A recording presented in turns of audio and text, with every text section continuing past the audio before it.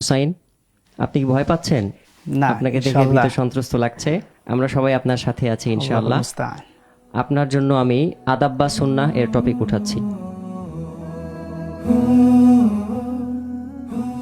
বর্তমান সময় উপযোগী খুবই গুরুত্বপূর্ণ একটি বিষয়, ব্যবসা বাণিজ্যের 10টি আদব আপনি আমাদেরকে জানাবেন।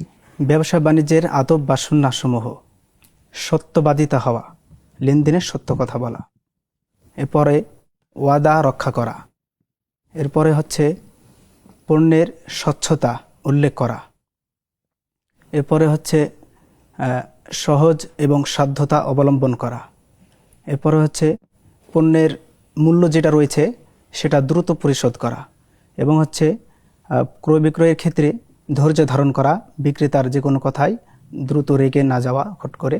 এরপরে হচ্ছে হালাল হওয়া, পণ্যটা ইসলামী দৃষ্টিকোণ থেকে হারাম না হওয়া। এরপরে হচ্ছে যে কি ক্রয় বিক্রয়ের ক্ষেত্রে যে জাকাত রয়েছে সেটাকে করা, প্রায়োরিটি দেওয়া, মানে সে জাকাত যদি নিসাব পর্যন্ত পৌঁছে যায় তাহলে সে জাকাত আদায় করতে হবে। এবং ক্রয় বিক্রয়ের ক্ষেত্রে উচ্চ স্বরে কথা না বলা, ক্রয়ের বিক্রয়ের ক্ষেত্রে মধ্যমতা অর্থাৎ সহজ সাধ্যতা অবলম্বন করা, এবং ক্রয় বিক্রয়ের ক্ষেত্রে যেগুলো হারাম উল্লেখ করা হয়েছে শরীয়ত সেগুলো থেকে বিরত থাকা, এবং ক্রয় বিক্রয়ের ক্ষেত্রে যে রাসূলুল্লাহ সাল্লাল্লাহু আলাইহি ওয়াসাল্লামের হাদিসে যে বিষয়গুলো এসেছে যে সেগুলো হচ্ছে যে কি মুলাবাসা এবং মুনাবাজা। মুলাবাসা হলো যে বিক্রেতা যে কাপড় এসে স্পর্শ করবে সেটাই নিতে হবে বাধ্যতামূলক, তার কোনো খেয়ার থাকবে না, এটা থেকে বিরত থাকা।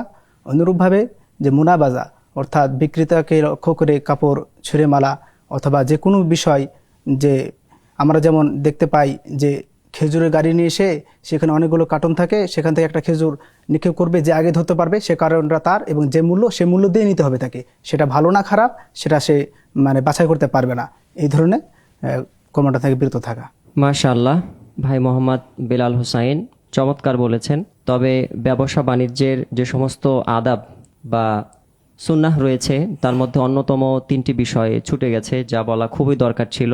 তার মধ্যে একটি হচ্ছে মাপে কম না দেয়া, বর্তমান সময়ের জন্য খুবই জরুরি একটি বিষয়। আর দ্বিতীয় আরেকটি বিষয় হচ্ছে মজুতদারি না করা, যেটা বাংলাদেশে পরিলক্ষিত হয় সব সময়ের মতো।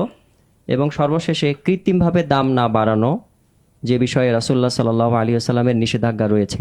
ধন্যবাদ আপনাকে, অত্যন্ত সুন্দর হয়েছে। জনাব আব্দুল্লাহ আল মুতি, আপনাকেও ধন্যবাদ। প্রিয় দর্শক, শেষ হলো আদাব এবং সুন্নাহ ধাপ। আমরা ব্যবসা ও বাণিজ্য সম্পর্কে চমৎকার কিছু আদাব এবং সুন্নাহ শিখলাম। শুরু করছি আজকের সর্বশেষ